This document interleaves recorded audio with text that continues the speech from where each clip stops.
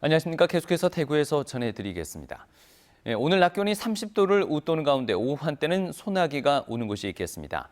대구지방기상청은 오늘 오후부터 저녁까지 경북 남서부 내륙에 5에서 30mm의 비가 내릴 것으로 예상했습니다. 아침 최저 기온은 대구 17.5도 등 13도에서 18도로 평년과 비슷했습니다. 낮 최고 기온은 대구 안동이 30도, 칠곡 의성이 32도 등 23도에서 32도로 어제보다 2, 3도 높겠습니다. 보건교사가 배치되지 않은 학교가 경북에는 10곳 중 3개 학교꼴로 많습니다. 주로 농촌의 작은 학교에는 없는 상황인데요. 학생들은 보건교육을 제대로 받지 못하고 있고 무엇보다 의료 공백에 노출되고 있습니다. 엄지원 기자가 보도합니다. 영양의 한 초등학교 보건실, 인기척 없이 썰렁한 기운이 감돕니다.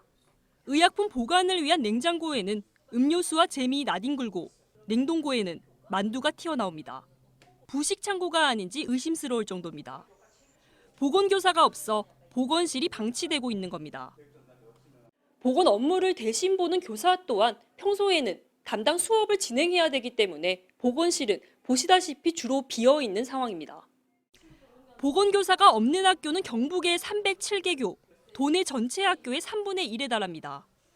교육부 기준에 따라 18학급 이상 초등학교, 9학급 이상 중고등학교에 보건교사 1명씩 배정받다 보니 4학급 이하 작은 학교가 절반이 넘는 경북은 보건교사 공백이 지속하고 있습니다.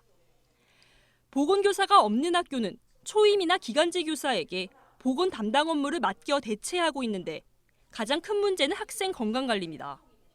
수업 중 발생하는 학생 응급 상황에서 전문 지식이 없는 대체 교사들의 대처는 실상 일반인들과 다를 바 없습니다.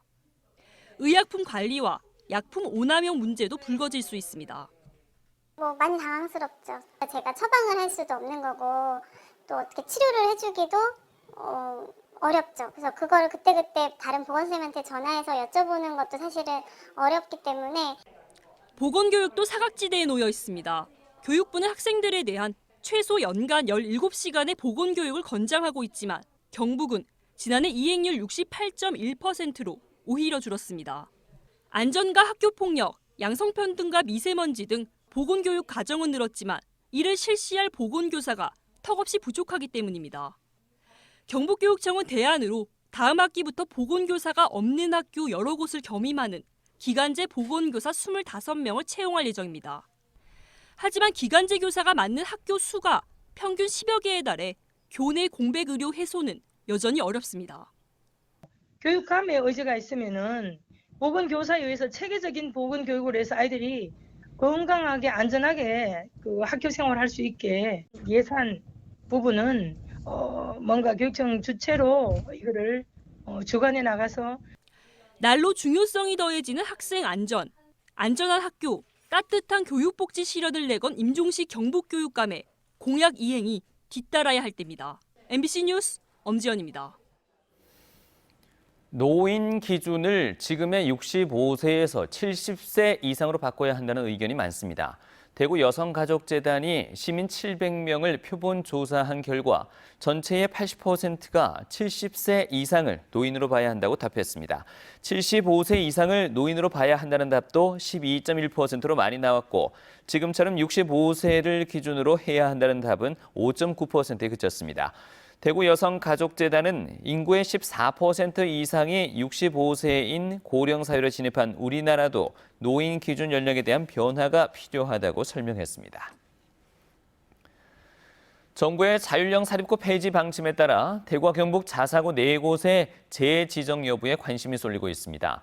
대구에는 개성고와 대건고, 경일여고 등 3개 자사고 가운데 개성고가 올해 재지정 평가 대상인데 대구시 교육청은 이달 27일 재지정 여부를 심의합니다.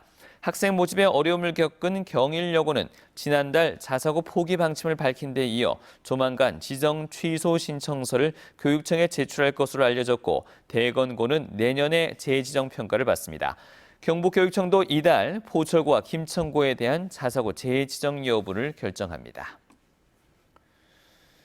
울릉군은 오는 8월 30일부터 사흘간 제1회 우리나라 가장 동쪽 영화제를 열기로 하고 작품 공모에 나섰습니다.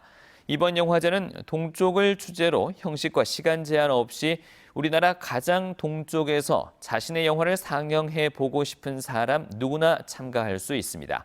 공모 기간은 1차로 이달 말에 이어서 2차로 다음 달 18일까지이고 당선작은 다음 달 31일 발표됩니다. 이상으로 MBC 뉴스를 마치겠습니다. 고맙습니다.